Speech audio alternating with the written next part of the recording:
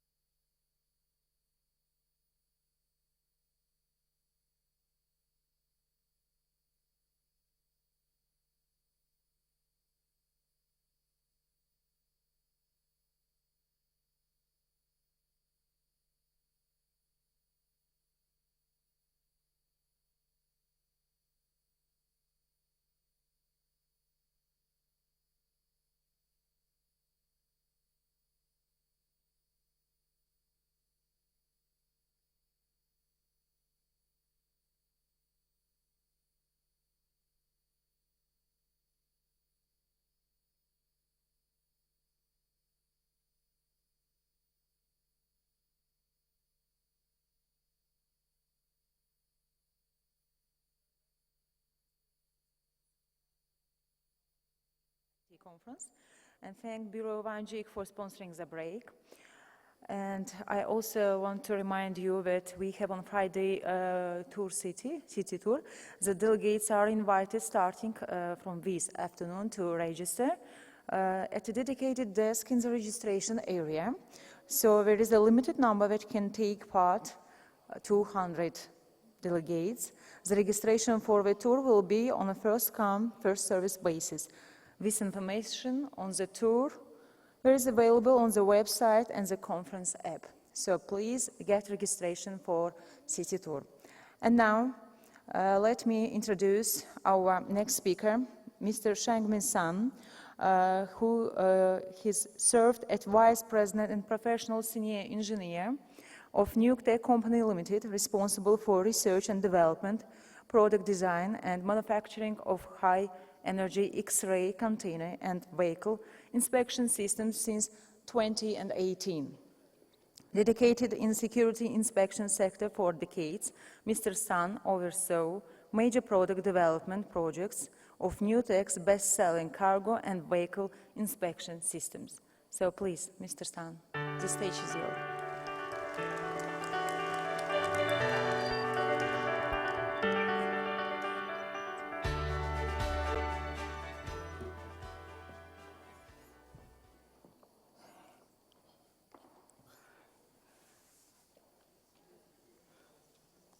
Good afternoon, ladies and gentlemen. I'm Sun Shangmin, Vice President of Nuke Tech. It's more than happy to meet so many old friends of Nuke Tech here. Today, I'd like to talk about how technologies can be leveraged to create smart borders and smart customs.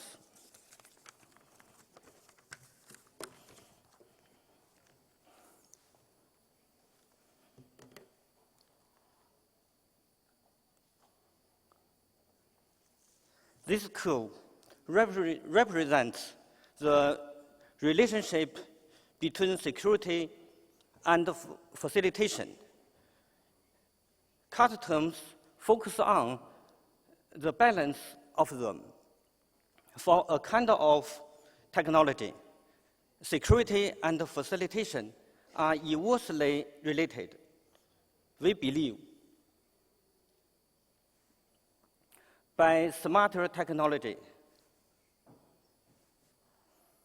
this curve can be moved to a higher level, so we can get better relationship between better balance between security and facilitation.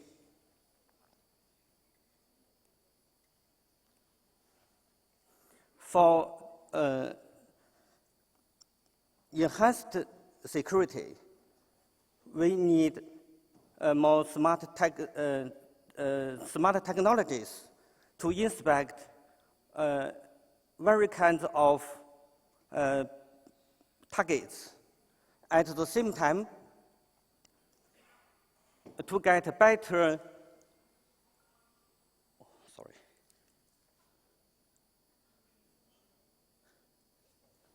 sorry, because I have no eyes behind me, so maybe it's better for me.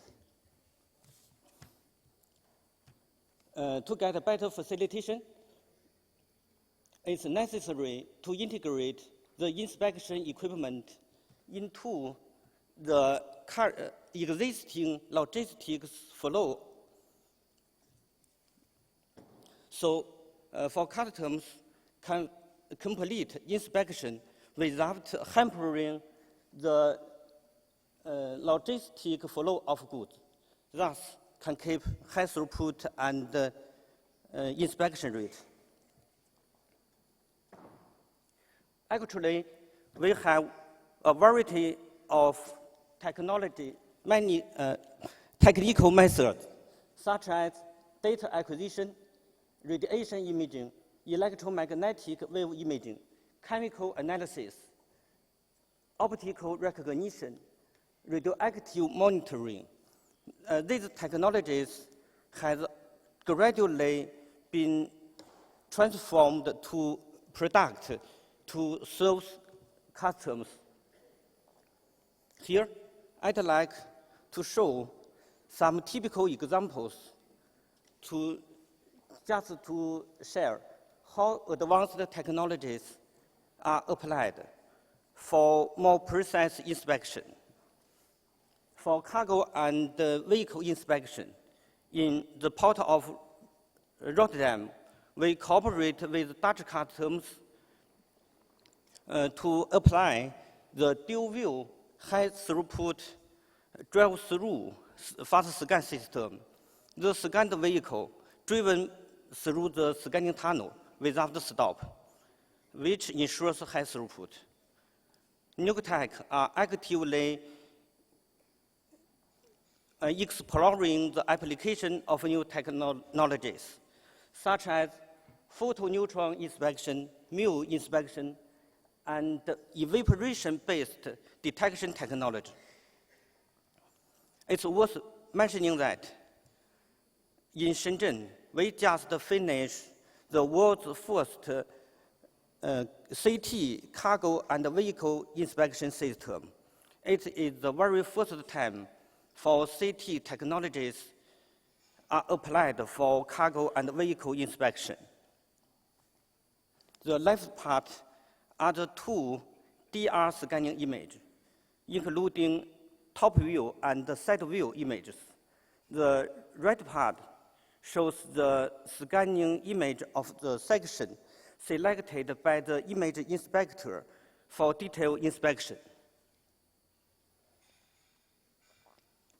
For body screening, we can supply millimeter wave and terahertz technology. For baggage and parcel, we have a wide range of CT scanners. Also, we can supply robot with evaporation-based detection technology, and the equipment using Raman spectroscopy can just help to analyze material composition. Well, it's barely possible for me to illustrate on all the advanced technologies here.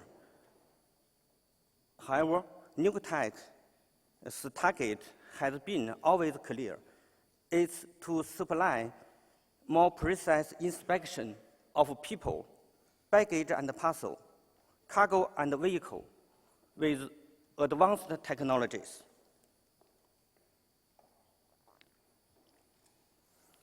We just talk about the advanced technologies are applied in security.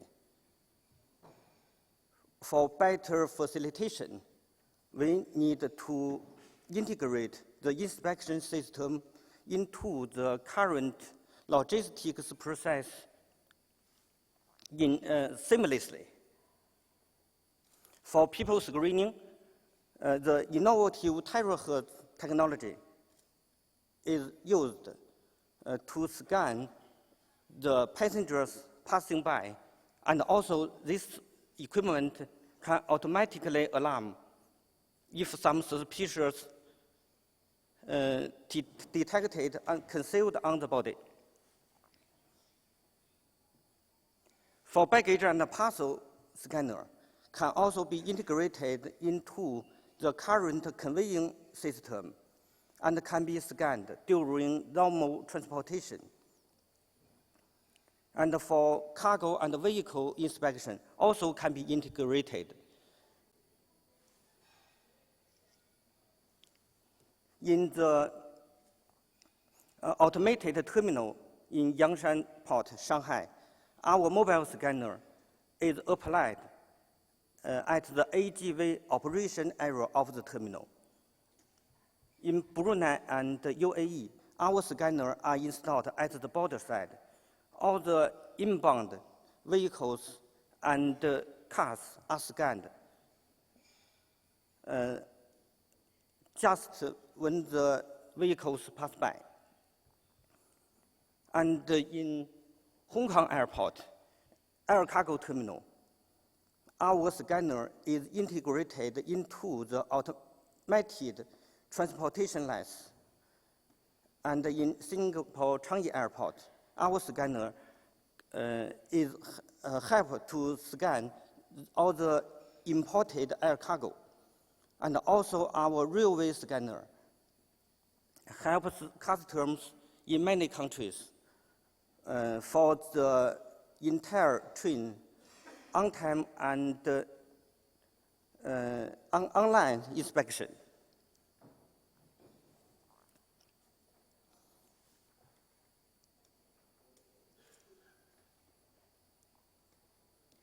With more advanced equipment integrated into the current logistics flow procedure, so more targets can be scanned. So we can get a better balance between security and facilitation. By doing so, the limited human resources are a bottleneck for applying and analysis massive data. So intelligent analysis is needed as the driving force of a new leading of technology and industrial revolution. AI, big data, and cloud computing. Here, I call them ABC.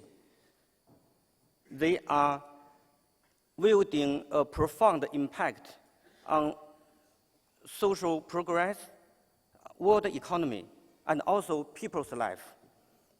ABC empowers healthcare, finance, business, education field, and so on. And also, ABC can help customs to meet the challenge of massive data. Accurate risk control can improve the inspection rate, and also the statistics analysis of inspection result can also promote to improve the risk control model. So here we conclude the risk control model based on different resources of data. According to the massive customs integrated clearance data, big data multimodal algorithm is utilizing. For in-depth data learning and analysis to identify the risk level of cargoes.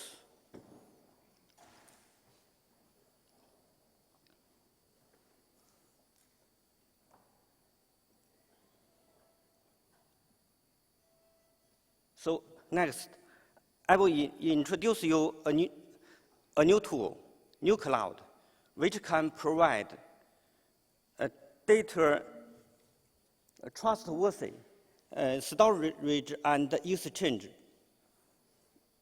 to accelerate trade facilitation. It is committed to complying with international mainstream security standards and ensures the security of customs data. It can also follow WCO data model and unified image format, UFF, for the data storage and exchange, and ensures the data interpretable. Nuctec AI inspection system analyzes the data generated from surveillance targets and automatically gives the conclusion. For people screening, the system can tell the prohibited items and dutiable items. For baggage and parcel scanner, the system also helps to find drugs, guns, ivory, cash, wines, and so on. More intelligent, the system can not only tell you where the duty items are, but also the amount of it, in order to automatically alert the duty item that exceeds the taxes allowance. For cargo and vehicle inspection, the system can also help to find some prohibited items, such as cigarettes, liquors, waste, and so on.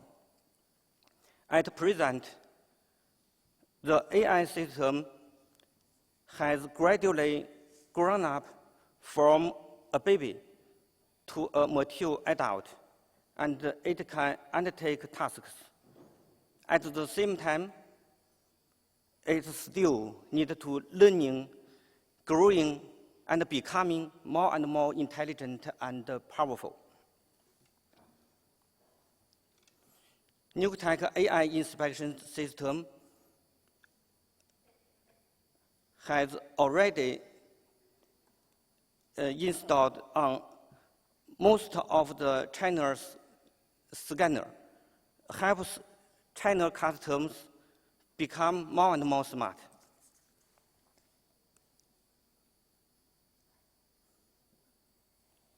Looking into the future, smart technologies means more advanced technologies, more seamless integration, more intelligent analysis. Based on this, NukeTech can supply smart solutions for borders. Next, I will show you a real video supplied by NukeTech.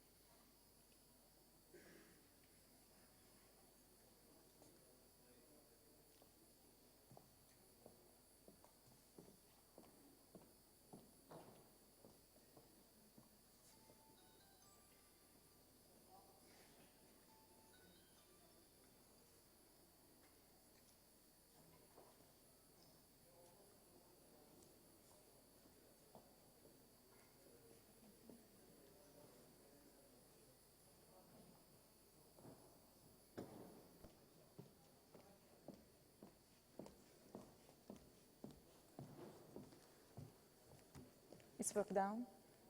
No? Sorry for the missing operation. So maybe it's a pity. Next time I will show you. Thank you. Thank you. Thank you, Mr. Seung Yeob Han, for your presentation and so detailed information. Okay, so now, we will divide into two streams. So first stream, it's going. Okay, let's look at the video, okay? We will continue. Please, your applause.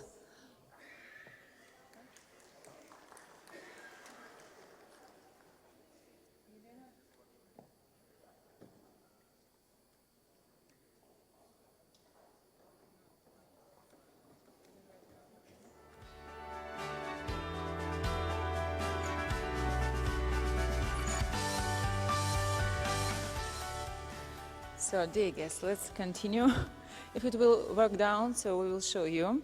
So, as I said, we will divide into two streams, where one stream focuses more on the software and the second one on the hardware. Stream A will be dedicated to blockchain and to the practical steps required to introducing this technology. And it will be held in this room with English, French, Russian, and Azerbaijani languages interpretation. This panel will be moderated by Ms. Zhang, Senior Trade Expert, Huawei Technologies. So Stream B will look into cutting-edge technologies such as robotics, drones, and other advanced technology solutions. It will be held in multifunctional Hall C with English and French interpretation. So when I was at coffee break, everybody asked, where is multifunctional Hall C? So it is from the main entrance to the left, in order you to know. So this panel will be moderated by Mr. Christopher Clark, Managing Editor, The Economist Asia, always wishing will be now need to move the multifunctional Hall C. So, and I would like to mention that the both streams will be held from 16:35 till 18:00. So, as the delegates will now splitting into two streams, I will not see you later. That's why I would like to give you some logistical arrangements for the gala dinner sponsored by the State Customs Committee of Azerbaijan, which will be tonight in Buta Palace at 19 and till 22:30. So you should be at business outfit. And pickup will be at 18th outside the Heydar Aliyev Center to reach Buta Palace by 19. Transportation will be available for the way back to Boulevard Hotel as well as returning at 22 and 30. So, and I would like to say about tomorrow, our plenary, which will be at 8:45. It will be start a lecture from Professor Edward Prescott, a Nobel Prize winner in economics. And the delegates should be ready tomorrow morning at the Boulevard Hotel lobby at 7:30 for transportation to the Heydar Aliyev Center. So I would like to wish everyone enjoyable sessions and an excellent gala dinner. Enjoy your time and thank you for your attention.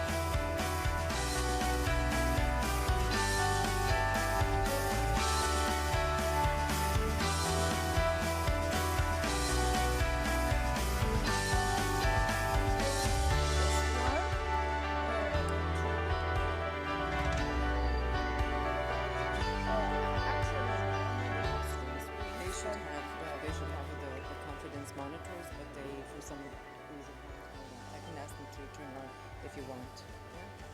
Confidence monitors. Turn on. Yes.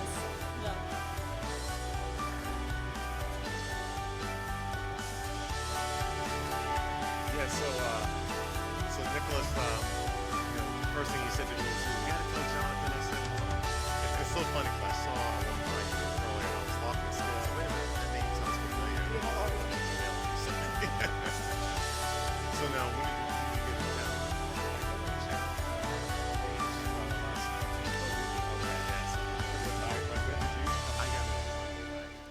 I still haven't recovered. Yeah, I know. And where were you coming in from? Oh, Dallas. Yeah, how about you? Yeah, I'm in Brussels. Okay, so it's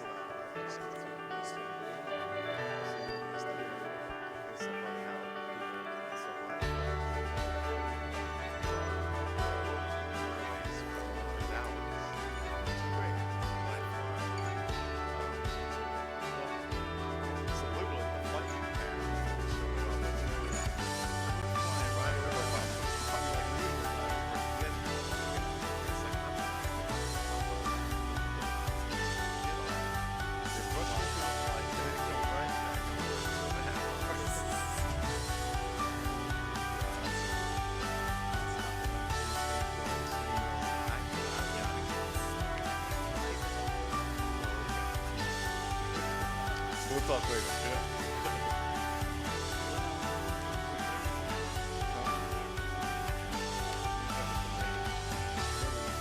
Good afternoon, everyone. Because later we have the gala dinner, so it's better to run up our session and we start now. Firstly, it's very great honor to welcome all of you participants our truly interesting session, Paving the Way for Blockchain Technology, a step-by-step approach. And I'm Aviva Zhang from Huawei Technology.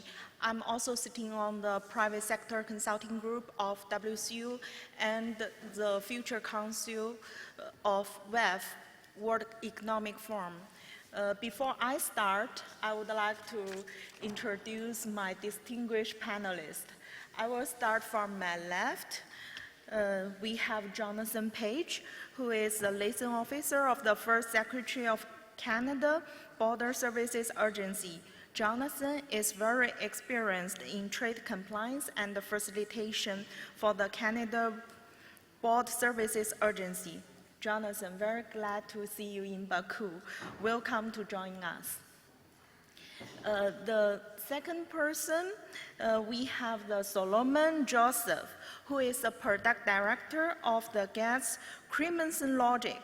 Solomon has more than 20 years experience of technology and business in IT, trade, logistics. He also engaged in various business in more than 9 countries in Asia, Africa, Middle East, and Americas. Solomon, thank you very much. Next to Solomon, we have Simon Han, Dr. Simon Han, who is a Samsung senior consultant in Cello Platform Team, managing projects regarding to AI and blockchain. Dr. Han has extensive experience and cases in the application of blockchain technology in custom and logistics. Mr. Han, welcome to join us. Thank you. Our distinguished Mr. Todd, who is the IBM VP of Global Trade. Mr. Scott has more than 30 years experience in the industry and business. Now he is leading a great project in blockchain application. Todd, thank you very much for joining us. According to the WTO World Trade Report last year, 2018, blockchain is one of the 4 technologies that has the potential to profoundly transform the way we trade, who we trade, and what is traded. Our panel will also discuss what is required for the blockchain to be a true value add in facilitating and securing the supply chain, and explore some key considerations and steps to be taken when we're using blockchain as a business enabler. We are going to benefit from our top expert insight and practice on blockchain. I will also encourage them to bring their expertise on the discussion of today about a step-by-step approach to discuss the benefits for blockchain technology compared to the traditional technology supporting to custom IT system, and to identify the key enabler steps required for this introduction. So we will leave time to interact with some audience, but let's see how much time we have. So thank you, and let's begin. I'll turn to the moment for each panelist to have 10 to 15 minutes to give us a presentation on blockchain. Then we will follow up some questions. Firstly, let me invite Jonathan Page to deliver a speech. Thank you.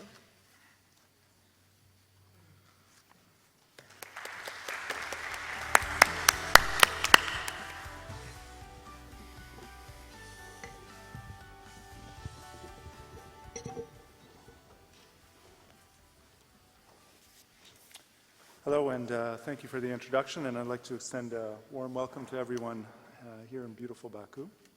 And a particular thank you to our hosts, Azerbaijan Customs, the support of the Korean Customs, and of course the World Customs Organization and the sponsors. I'm the Canada Border Services Agency attaché to the World Customs Organization. I'm based in Brussels. I have a particular interest in new technologies, so I'm very grateful to be here today to talk about what our organization is doing in the blockchain realm.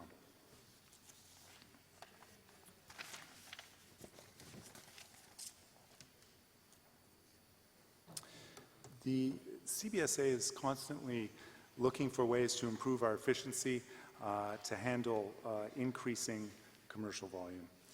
Specifically, we're looking at ways to facilitate trade, improve data quality, and reduce the overall transactional burden. Blockchain technology may be able to assist us in that. We're very hopeful. We're looking to find out more about the advantages that this technology can offer. Blockchain's shared record system allows participants to enter and review information on the same system without exchanges of electronic or paper messages. It allows for faster transaction recording at a reduced cost. This type of system has the potential to improve data quality by allowing information to be entered within the chain once by a participant. This means data is provided by its original owner and then pushed unaltered down the chain to other parties.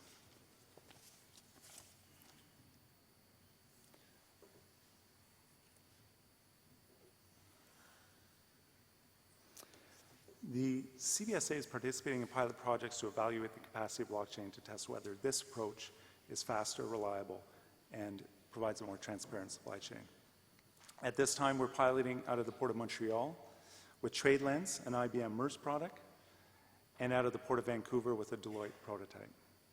TradeLens could create a singular, trusted digital supply chain for all shipments entering Canada. The TradeLens pilot gives us an opportunity to not only find process efficiencies and gain analytical insights, but also improve data provenance, accuracy, and targeting capabilities. The end results may be a faster and more reliable national supply chain, which could positively impact our output. The use of TradeLens aims to replace the paper trail with electronic scheduling, clearance, and billing while tracing containers more precisely. Blockchain allows transactions such as changes in property, responsibility, etc. to be recorded faster and at less cost than traditional systems. Through better visibility and more efficient means of communicating, some supply chain participants estimate they could reduce the steps taken to answer basic operational questions such as, where's my container? From 10 steps and 5 people to, with TradeLens, 1 step and 1 person. Those efficiency gains ensures that the remaining personnel can then focus on more complex initiatives across the sector. From a customs perspective, this allows resources to be shifted to higher risk shipments. The pilots run parallel to current CBSA processes, which means participants follow currently established and legislated processes while submitting through each platform, respectively.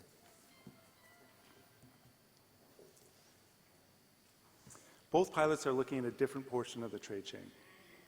The TradeLens pilot in Montreal monitors container movement through a selected marine trade lane and seeks to determine if the platform provides any improvement to risk assessment and whether it allows greater transparency of data.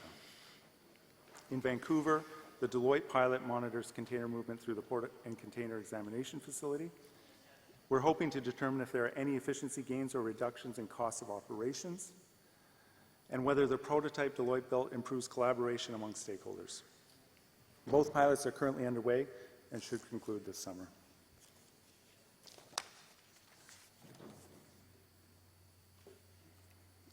Finally, I want to take a moment to talk about some of the work that the WCO is doing in the area of disruptive technology.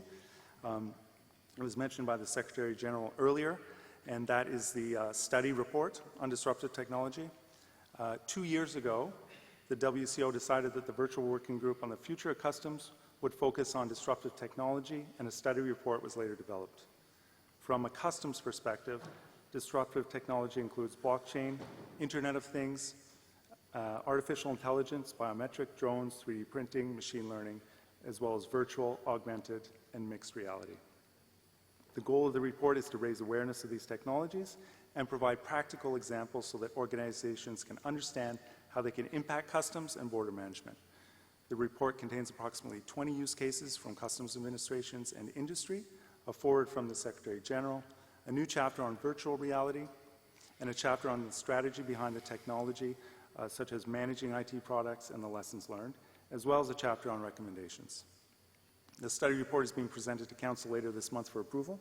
Once approved, it'll be available on the WCL site. Thank you very much. Thank you, Jonathan. Please, Solomon, deliver a speech for us.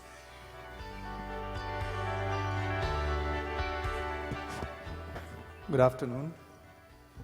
Okay, my main focus will be on sharing our experience. We have implemented the blockchain.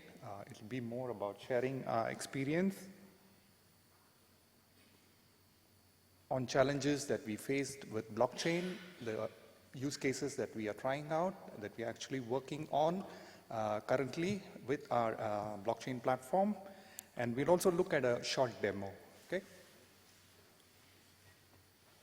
So before, I won't go into the details of what blockchain is and so on. Just a few key enablers as to why this technology is so powerful. Okay, the first one is the DLT, which is the distributed ledger technology, where an append-only copy of a ledger of transaction is maintained, right? Then a shared peer-to-peer network, where all the parties have a copy of the ledger. So this is what enables the authenticity and the trust between the parties.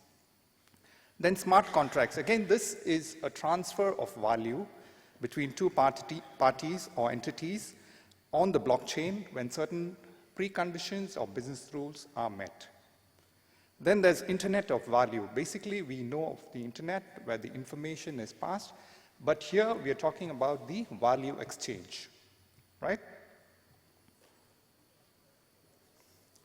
So now let's look at some of the challenges that we faced when we started off implementing the blockchain and our recommendation on the strategy that you should adopt. The first question that obviously comes to your mind is whether you really need blockchain. Okay? Blockchain is not a solution for all problems. So you need to identify what is the problem. You need to see whether blockchain can address the problem. So the first question you would probably ask is there an issue of trust, okay, in the data exchange, right? So in order to assess, you have to rule out things like digital signatures or using PKI or a shared database, rule out all these options, and then look at blockchain. So to do this, you will form a small team of business and technical folks, and then evaluate and then decide, right? So once you decide that you are going to try out the blockchain, you will start it small, okay? This is what we recommend. You will start it small, pick a particular use case, a subset of the use case or the subset of the problem that you're trying to address, and then do a small pilot, okay? Key design considerations should be, it should be easy to use, easy to adopt, and it should be an open technology, right?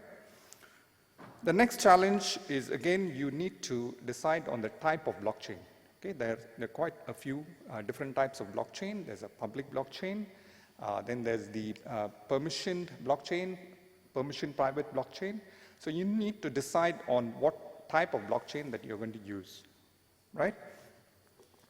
So the next is you will decide on what is the technology platform you use.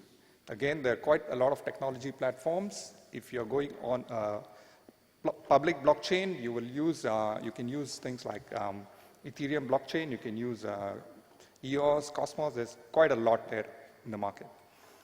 If you're looking at a permission blockchain, then you will look at open source blockchain platforms like Hyperledger. You will also, you can also assess whether you need smart contracts, okay? So now let's So let's look at our blockchain platform, the OTB. OTB stands for Open Trade Blockchain. It's a permissioned private blockchain. It's a very simple concept. We made it very simple, easy to adopt.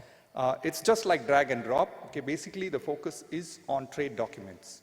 Okay, so it's just a drag and drop. The parties who wants to transfer the document, electronic document, just registers that in OTB and then sends the document to the recipient through normal channels like email, and the recipient can then verify the same file on the blockchain.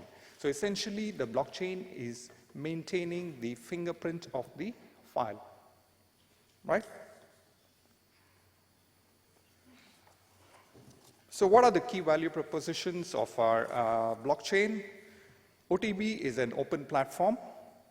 It's a plug and play, so basically our customers can come in, try out the blockchain.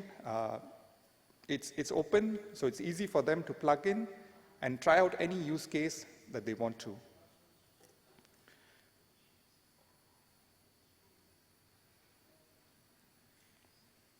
Okay, then the next part is the trusted part.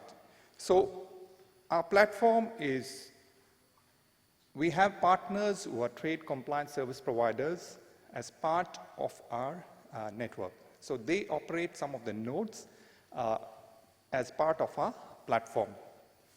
So this not only gives coverage, it also gives the neutral representation.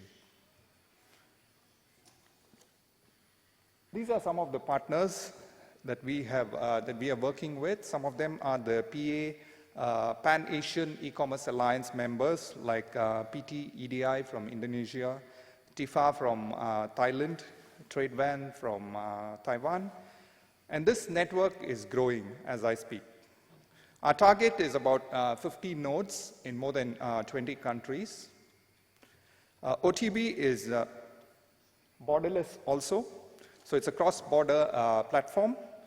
We are not just onboarding trade compliance service providers, we are also onboarding other major stakeholders like large exporters, importers, freight forwarders, financial institutions. Okay? So let's look at a quick demo of our platform.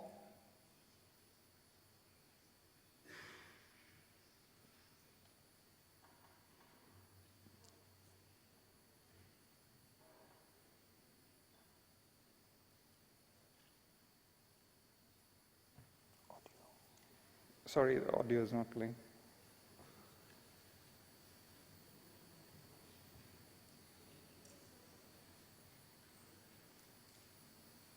Just a minute, the audio should be playing.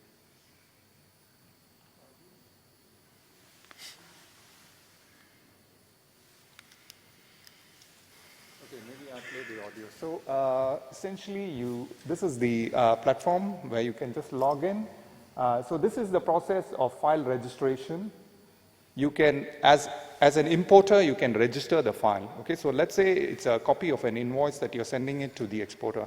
Okay, the exporter is sending it to the importer.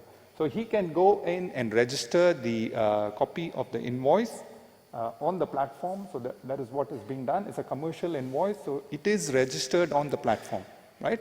Once it is registered, then the file can be sent to the recipient, to the exporter in this case, right?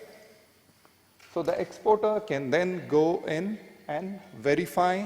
So you get once the file is registered, you get this message of file registered. Now you log out, and you're logging in as a recipient, okay, who's an importer in this case. So the importer just needs to go and get the file. He may receive it in any form through email or any other means. And then he goes in and verifies it on the OTB. So you see that the hash of the file, which is the fingerprint of the file, is stored on the blockchain. So this assures that there's no tampering on the file, there's no alteration on the file.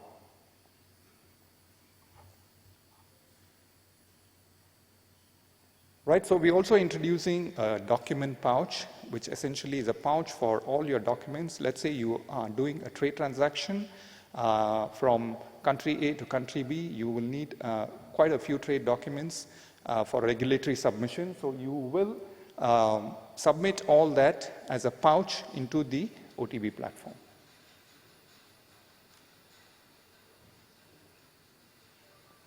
Right, so you're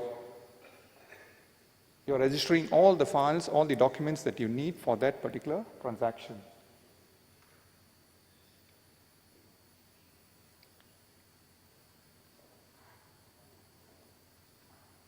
Right? So we're looking at the use cases. So we know that on an average, the key use case for our blockchain, blockchain in general, when it comes to the trade context, is the trade documents.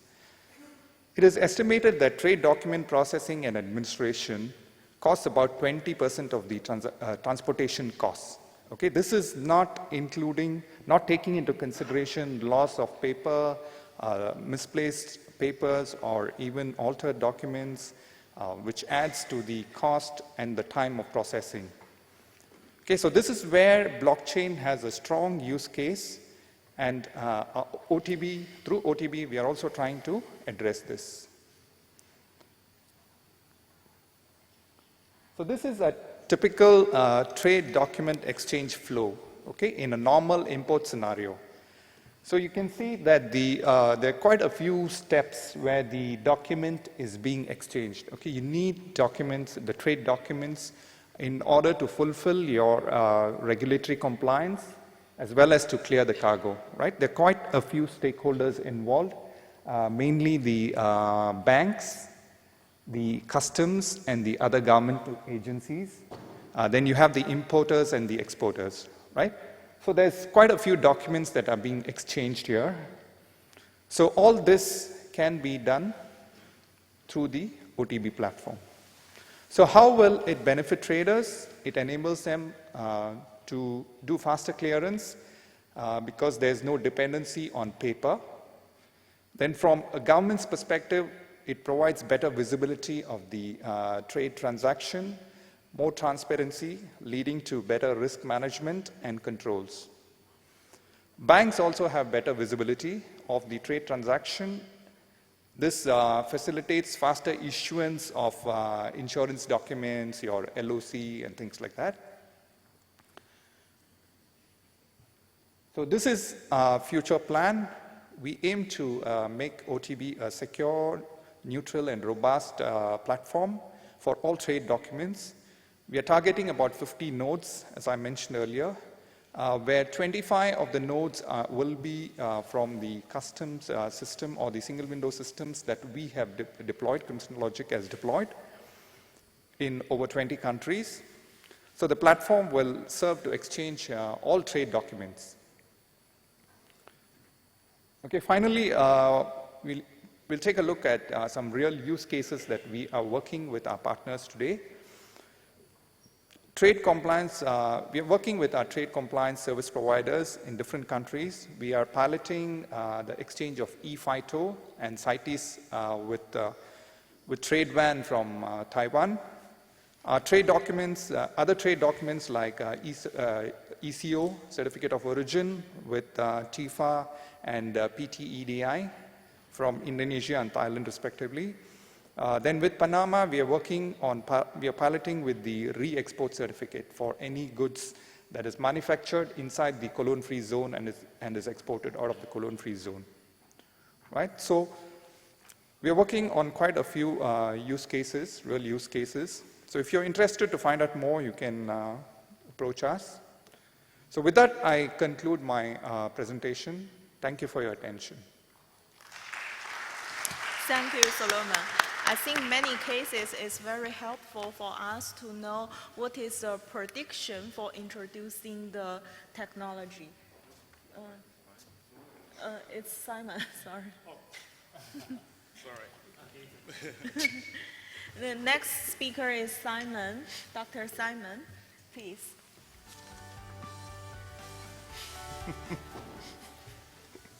So I also have some video clip here. So is it working for the sound? or I have to explain it? Okay. Good afternoon, everyone. My name is Seung Han. I'm very honored to be here and to be the speaker on this blockchain session.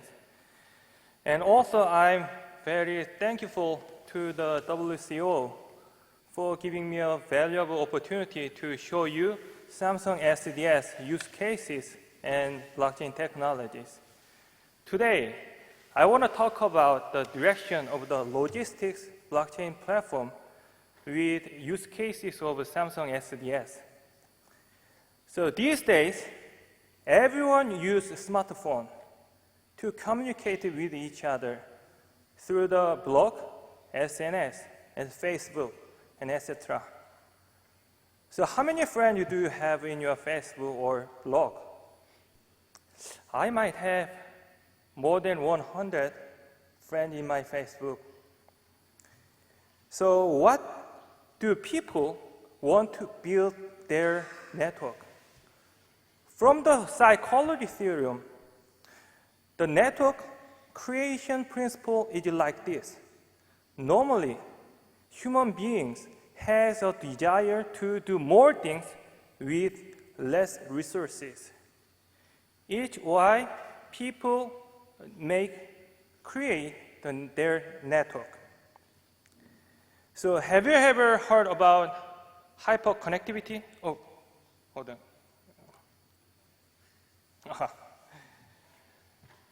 So hyperconnectivity, what is the hyperconnectivity means? The hyperconnectivity is a term meaning a status where all things can or should communicate to each other between person to person and person to machine and machine to machine. So with development of ICT technology through the fourth industrial revolution, hyperconnectivity is achieved to share information and services. So hyperconnected network can increase the efficiencies and also reduce cost by decreasing the time to reach to the information from others. Think about this way. Once you are in the hyperconnected network, you will be provided information you need in the real-time basis. So, hyperconnected network have been used in many areas, such as sharing economy and smart city and smart hospital. So let's think of why does the current global supply chain need hyperconnectivity? Here are the simple global trade processes. The first, the importer who want to buy the product signed a contract with the exporter. Then the exporter produced the product and sent them to the importers. After that, the importer who received the product, they sent the money to the exporters. During the trade processes, all products have to go through the custom clearance. And also, lots of documents should be sent to the related parties. However, many of the global trade processes are still manually operated, resulting in inefficiency and risk of document forgery. In order to solve this problem, many countries have been using blockchain technology into global trade. So, in this situation, in order to achieve hyperconnected supply chain network, there are two things we need to address. The first is to connect between different blockchain platforms. And second, as you see here, there are many platforms used for the global trade, such as finance, logistics, and clearance. So we need to integrate this all platform in one platform. These will function as the adapter and multi-reader. With the adapter, we can use electricity wherever we travel to other country. And for hyper-connected supply chain network, blockchain adapter will help to connect between different blockchain platforms. So from now on, I will introduce the use cases that Samsung SDS have done so far to achieve hyper-connected supply chain network. So for building the hyper-connected supply chain network, we are currently in 3 stages from 2017 to the present. In 2017, we invited major players in the ocean shipping industry and government agencies to form the blockchain consortium. In 2018, we won the project of the blockchain-based export declaration and logistics pilot provided by Korea Customs Service. As a result, we have built the blockchain-based system for the custom clearance system. In 2019, now, we are in the process of developing the blockchain platform which allows to connect between different blockchain platforms. I will explain more detail in the next slide. In 2017, we invited major players in the ocean shipping industry to find a way of how to implement blockchain technology into logistics industry. We worked together and established the blockchain consortium in May 2017. From the consortium, we wanted to know what change can be made by applying the new blockchain technology, and also what steps should be taken to maximize the profit of the blockchain technology. As you see here, 38 members participated in the blockchain consortium, such as Korea Customs Service and terminal operator, bank, insurance, and etc. And we conducted a real trade-based pilot to test the blockchain technology. The scope of this pilot was the main global trade processes, such as the commercial invoice and booking confirm, and etc. We covered the various routes from the South Korea to the China, Hong Kong, and Vietnam, and Netherlands. We ascertained that the several benefits, such as maintaining full visibility and transparency in the supply chain and improving the overall productivity, could be achieved by using the blockchain technologies.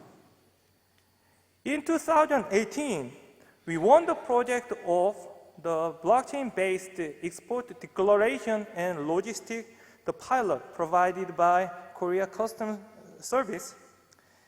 After we built the blockchain-based system for the export declaration system service, we have done the pilot.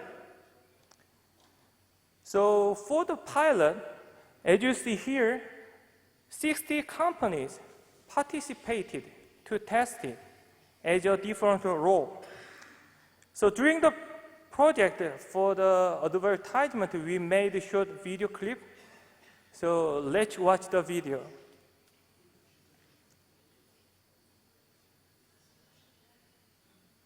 But there is no sound, so Actually, we developed the blockchain-based export, the declaration, and logistics platform using the Hyperledger, the platform. Oh.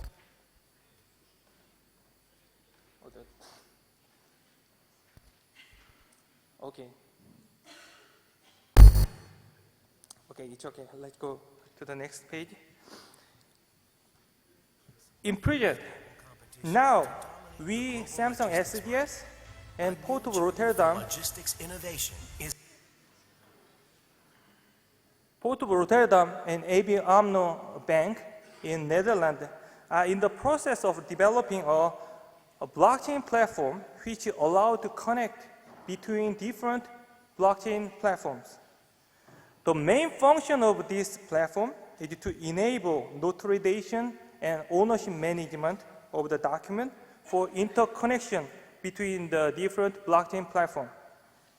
After first stage of the development, we have done the pilot with two different kinds of blockchain platforms, such as the Hyperledger and Ethereum.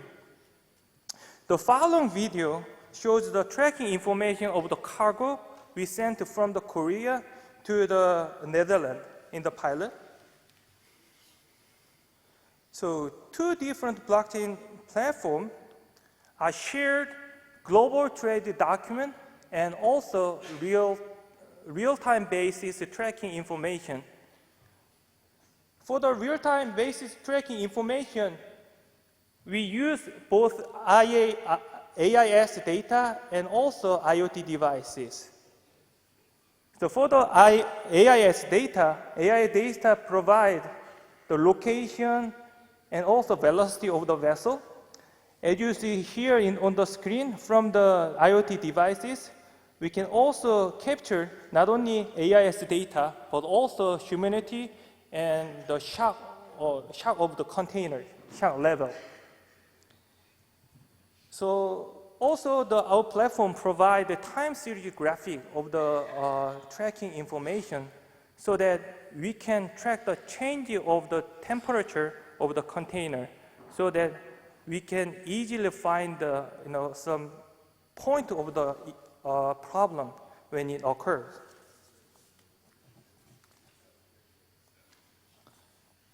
So finally, many countries will build blockchain-based system to take advantage of security, transparency, and visibility. These systems will be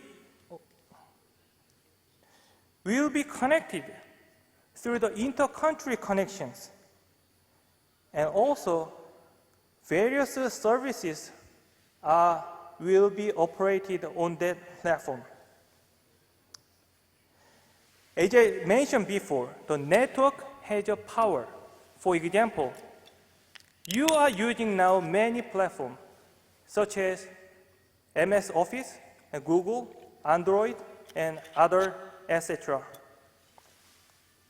But these platforms not only have large number of users, but also provide various services users need through the network. So this will enable users to become logged in on that platform. And then the network will become more widespread and strong. In the future, only the platform that succeeds in establishing hyper-connected network are likely to survive. In my opinion, the blockchain world is the same. In the future, I want to conclude that here, the direction of the blockchain platform is to become blockchain-based hyper-connected ecosystem. So, it's my last word from the conference. Blockchain technology is here. Let's prepare for the future of hyper-connected era. Thank you. Thank you, Simon. Mr. Todd Scott, it's your turn. Welcome, please. give us your speech.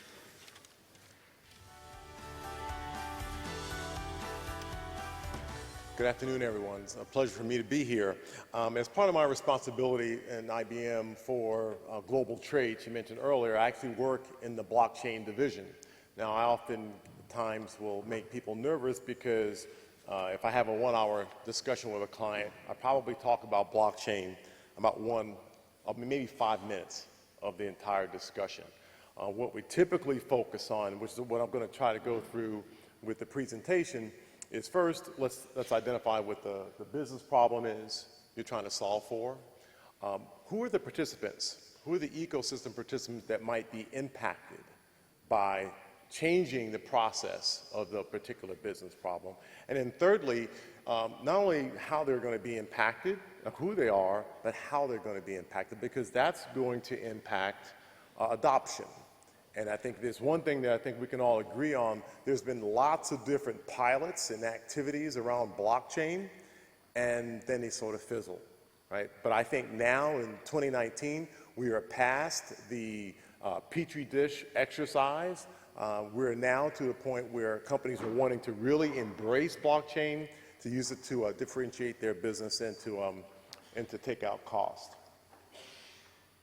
So let's talk about the business problem. So the particular solution that I'm going to talk about is TradeLens. This is the joint solution that we've built with Maersk Line.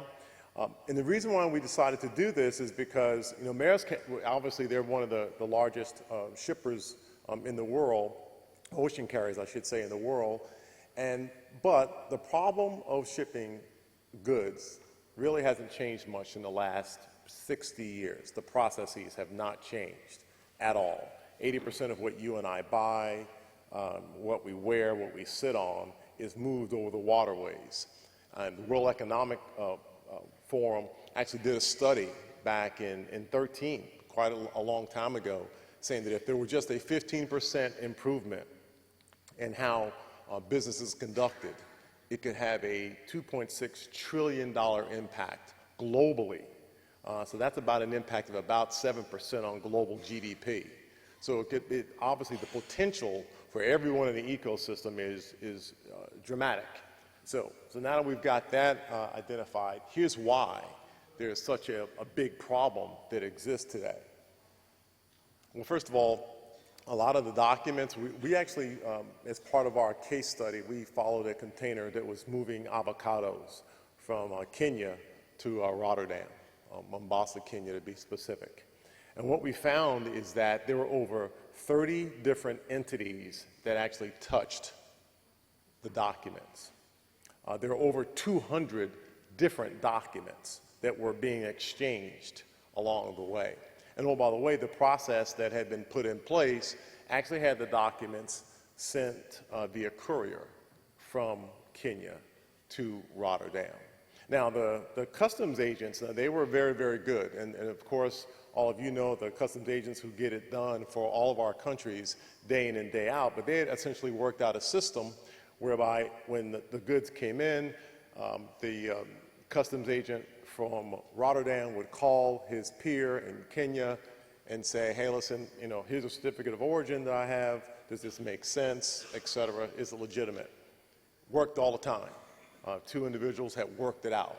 However, on this particular container that we were following, the agent in Rotterdam was out sick, and was actually out sick for 2 weeks. That piece of paper sat on his desk. The goods sat in port. Now, fortunately, it was avocados, which have a little bit more longer of a shelf life, but you can imagine this happens every single day all around the world. The processes to track the containers, that also gets very time consuming. I had a freight forwarder say to me that they have over 200 people on staff and their sole responsibility is to track containers. And to get accurate information, many times it takes them up to 5 phone calls before they can ever actually get to the right answer. Obviously, that's impactful. Most ocean carriers around the world, 20% of the calls that their customer service receives related to where's my container, where are my goods. Obviously, this could have an impact on what you do every day in terms of product getting through clearance. A lot of times, clearance agent may only have 24 hours knowing what's coming in. That's not a lot of time to make all the adjustments, to make an assessment as to whether or not the goods should be cleared or not. And obviously, there's lots of cost associated with everything I just described to you. So if you take a look on the left, that's really what goes on today. A lot of times people ask me about TradeLens, well, will there be new data? There isn't any new data. Today, the data is being exchanged point to point, and many times it's not very timely. What we're envisioning is an environment where everyone in the ecosystem is on the same platform, so when there's an update about the status of a container, a status of a document, and I'll distinguish between those two here in a second, it's instantaneous, near real time, sub-second response time versus hours, days, or longer. So that really is the vision of TradeLens and what we have established and what we have created. You can see that we are trying to take into consideration the value proposition for everyone in the ecosystem, from the BCO, customs, ports, intermodals. We're really trying to take into consideration everyone, and we think we've done a fairly decent job of it to date, and I'll take you through some of that here in a second. So here's what our journey sort of looked like. I got involved with the program back January of last year when we first announced to the marketplace that we were going to do a explore joint venture with Maersk Line. We have since decided to not do a joint venture, and we've just extended the collaboration agreement that we have between our two firms. In the third quarter, or I should say in September, we released limited availability of the solution, and we had a few clients who were engaged working with us with the Maersk Line data that is already on the platform. And then at the beginning of the year, we announced full availability. And what we announced is the following. Well, I should just talk about it and then I'll back up. What we announced is the ability to, on what we call TradeLens Platform Core, you have visibility where you get the status information of where the container is all through the journey. That's on the platform. But we also announced what we call our doc store. So we have the ability to have documents that are both structured as well as unstructured documents on the platform that partners can exchange. I talked about ecosystem earlier and how important that is, and I'm very proud to announce, if you haven't heard, that for a long time, a lot of the feedback I would get from clients and from customs authorities or from ports is that, well, you only have Maersk today. And while that's an important carrier in the ecosystem, you need to get more. And so about 2 weeks ago, we made a major announcement with CMA and MSC making a commitment to the platform. And some of you may have missed, we also had Zim who made a commitment to the platform, in addition to the ones that we announced last August. Just this past Friday, I'm not ready to make a public announcement, but we had another significant carrier sign on to the platform. And by the end of this week, we will have yet another.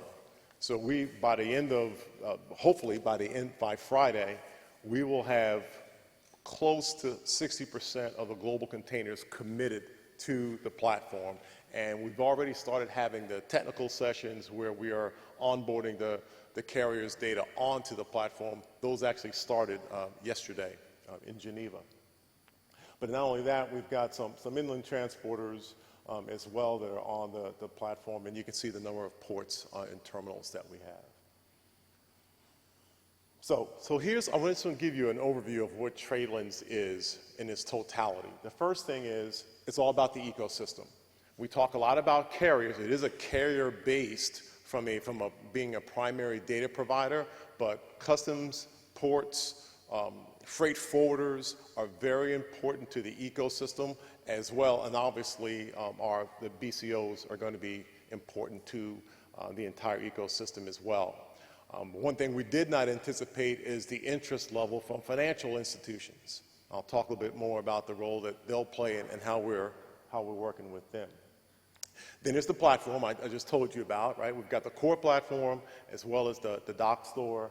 And applications in marketplace. This is something that we don't often talk enough about, because I think this is probably something that when we talk about the system being open, when we talk about all the APIs that are public information, you go to TradeLens.com, you can get access to the APIs that we have out there now. We've got about 135 of them that are out there.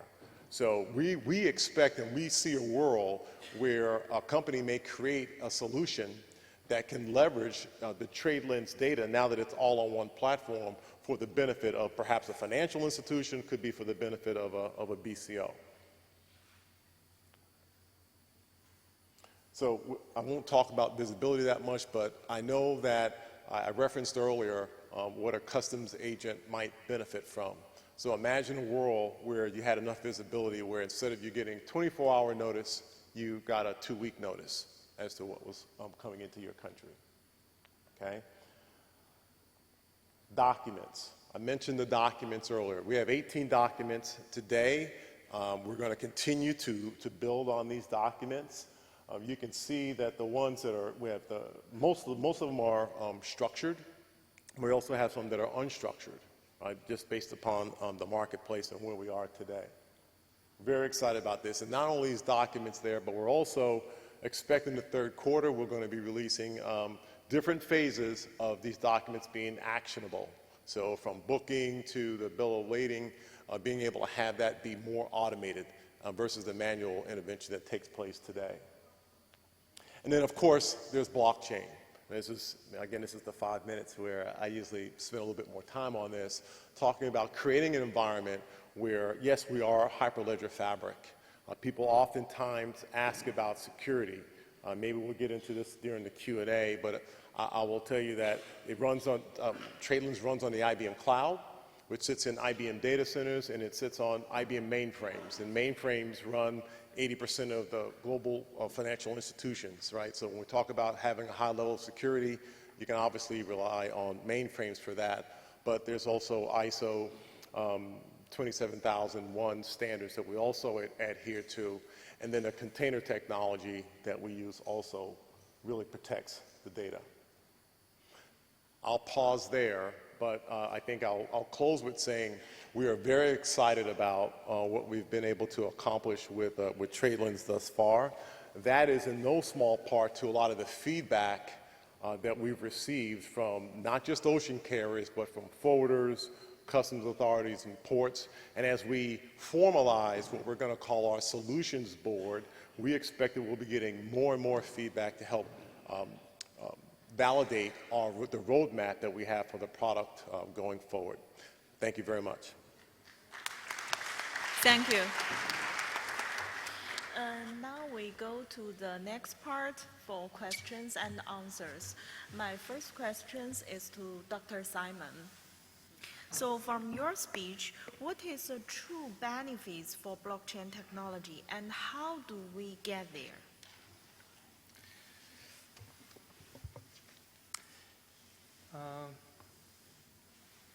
The benefit from the blockchain technology is mainly from the security and transparency and visibility. So we tested in the pilot, we saw that from the pilot, the many, some part, for example, bank and insurance, they didn't get the document in the real-time basis. So once we use the blockchain technology, all the documents are shared with the related parties in the real-time basis. So we can reduce some work from the manual jobs. I think this is the main benefit to using the blockchain technology. And second part, what step we need to develop the blockchain platform, right? I think already Solomon addresses how we can, what step we need to do to develop the blockchain platform. But in my opinion, there are several steps. I can summarize the 4 steps. First, you have to define your business model. So using the blockchain platform, how you can get a benefit from the blockchain in a platform. So once you define the business model, then when you do it, you have to assume strict assumptions. For example, you can gather all information. You can connect to the all node like that. And the second part, you have to research on the blockchain. So what kind of blockchain that exists in this world, like in a public or private.